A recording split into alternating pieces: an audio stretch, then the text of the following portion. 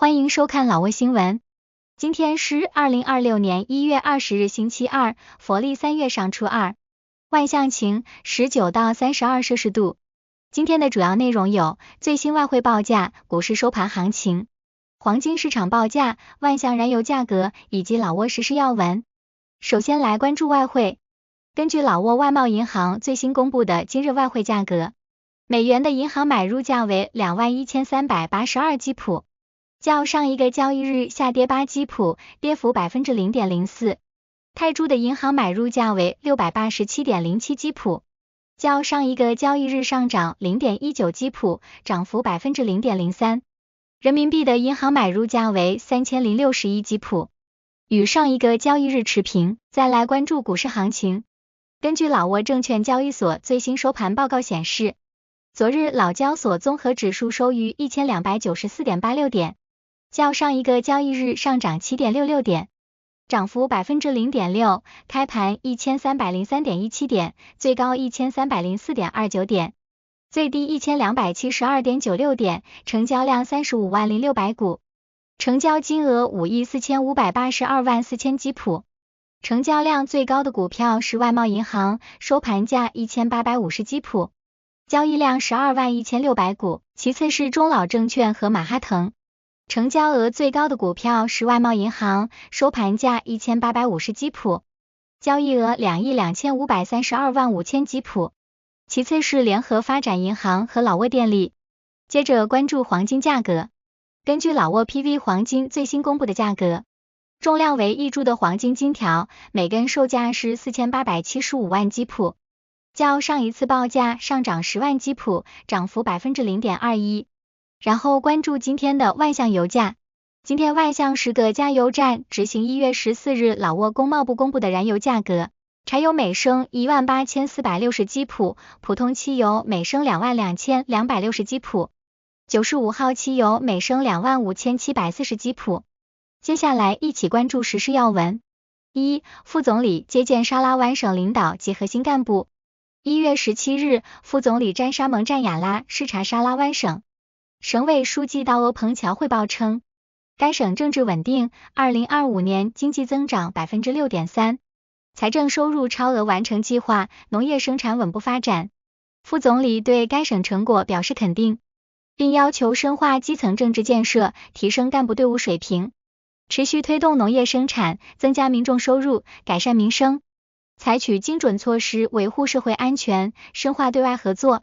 随后，副总理赴达内县调研，并为5个村庄拨付了农村发展基金。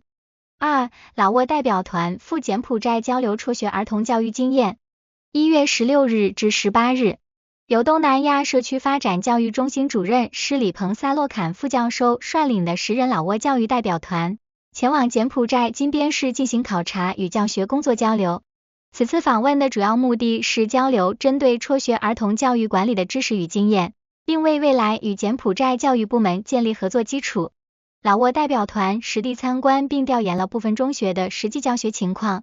此外，代表团还参观了当地的历史古迹与文化景点，以加深对邻国社会背景与教育环境的理解。3. 坎潘佩亚温赴乌多姆塞省视察指导旅游工作。1月18日，老挝中央政治局委员、中宣部部长坎潘佩亚温视察乌多姆塞省旅游工作。他先后走访了南格河野生动物博物馆、新康寺以及温泉度假村，实地了解自然保护、文化旅游及绿色度假项目的进展。坎潘对当地旅游发展提出4项重点要求：一是加快景点建设以应对游客增长；二是积极创造本地就业，带动群众脱贫致富；三是坚持开发与环保并重，维护生态平衡；4是强化旅游业对全省经济文化的带动作用。4. 金空间品牌发布会及客户答谢晚宴圆满落幕。1月16日，老挝金空间传媒在万象举行品牌发布会，该公司目前已覆盖万象300多处核心楼宇资源。活动现场，金空间与老中铁路公司签约，获得万象站、琅勃拉邦站广告位及官方购票手机应用的独家线上运营权。此外，公司还与老挝最大户外广告商之一麦克斯传媒达成战略合作，并与比亚迪、华为、海尔等知名品牌经销商签署战略投放协议。老挝文化旅游部官员称赞其为中老品牌沟通的桥梁。CEO 陈健表示，公司将深耕本土服务，利用优质媒体资源，助力中老品牌深度融合与价值共创。5. 老挝新闻文化旅游部与印度驻老使馆签署合作协议。1月19日，老挝新闻文化旅游部与印度驻老使馆签署协议，启动保护传统舞蹈及艺术人才培养项目。印度政府提供约 4.3 万美元援助，用于更新表演服装及器材。该项目周期7个月，旨在通过加强老挝国家艺术学院的教学与装备水平，保护老印两国共同的古代文化遗产。此举不仅是老挝政府实施文化遗产保护政策的体现，也是庆祝老印建交70周年的系列活动之一。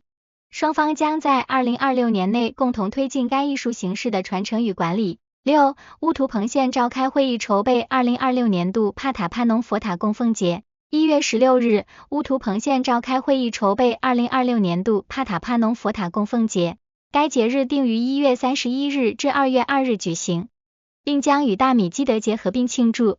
会议强调，此次活动是打造该县25公里环线旅游计划的核心，旨在通过串联塞诺等周边景点带动地方经济与文化传承。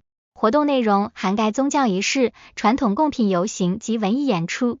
县领导要求筹备过程必须公开透明，重点加强招标与资金管理的规范性，以确保活动顺利进行并提升当地旅游形象。